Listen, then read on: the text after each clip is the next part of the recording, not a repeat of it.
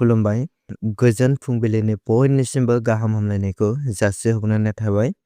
दिनैनि गिबि खौराङानो जाहैबाय सोलोंनिफ्राय मिथिनो मोननाय बायदिब्ला इपिपिएलनि आफादगिरि प्रमद बर' बिथाङा एजिपि आरो एआइइउडिएफनि हेफाजाब मोननायनि उनाव रायजो सभानि मासिखौ आवग्रिना लानो हायो। मिथिनो मोननाय बायदिब्ला बिटिसिआव गोदानै साथाम सोद्रोमाफोरा बड'लेण्ड टेरिटरियेल काउन्सिलनि मावफुं सोद्रोमा महरै समायखिरा लायो। बिथांमोनानो जाबाय महेश्वर बसुमतारी, लक्की दास आरो कामेश्वर रय बिथांमोना। अख्रां दा स्काइनि बानजायनायाव बुरखां 8.0 थुनफावथाय बादायनाय खुंनो साखाफारा जादों। तामुलपुर जिल्लानि सोरजिनि फुंखा बानगुरियाव अख्रां दा स्काइनि बानजायनायाव सानथामनि हाबाफारि लानानै बुरखां 8.0 थुनफावथाय बादायलायनाय खुंफुंनो आखायाव लादों।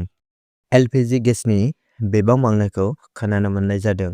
नखरारि आरो फालांगियारि एलपिजि सिलिन्डारनि बेसेनखौ फारियै 60 रां आरो 114 रां बांहोनाय जादों होननानै मिथिनो मोननाय जादों। जायनि जाहोनाव गुवाहाटीयाव गेस एजेन्सिफोरनि गेजेराव होंगो दोंगो सोमजिदों आरो बे बांनायनि सायाव सुबुं माहारिनि गोसोआव जिंगा सिखांनाय सोमजिदों। बोथोर बिगियाननि बायदिब्ला दिनैनिफ्राय हादोरसायाव एसे अखा हानायनि आसा दं होननानै बोथोर बिगियाननिफ्राय मिथिनो मोननाय जादों।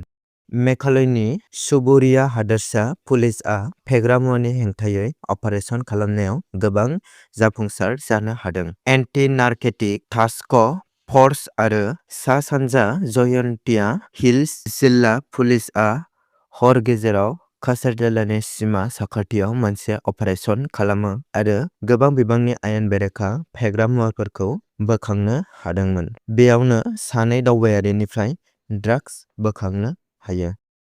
99थि अस्कार बान्था होनाय हाबाफारिया बे बोसोरनि 15 मार्चआव जागोन।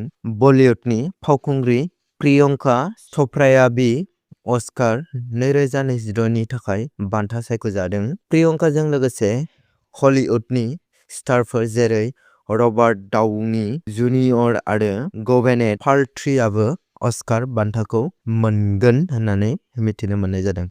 इजराइल आरो इराननि दावहानि दाङाबाजिया दिनै नैथि सप्तायाव आगान होबाय। इजराइल आरो आमेरिकानि रौनियाफोरा तेहरान आरो बेरुतआव थांखिनानै गाग्लोबबाय थादों आरो इउएस प्रेसिडेन्ट डनाल्ड ट्राम्पआ इराननिफ्राय सारेन्डारनि दाबि खालामो। बे दाबि खालामनायखौ फिननायाव इराननि हादोरगिरि मसुद पेजेश्कियानआ बे दाबिखौ सिमांसो होननानै बुंदों।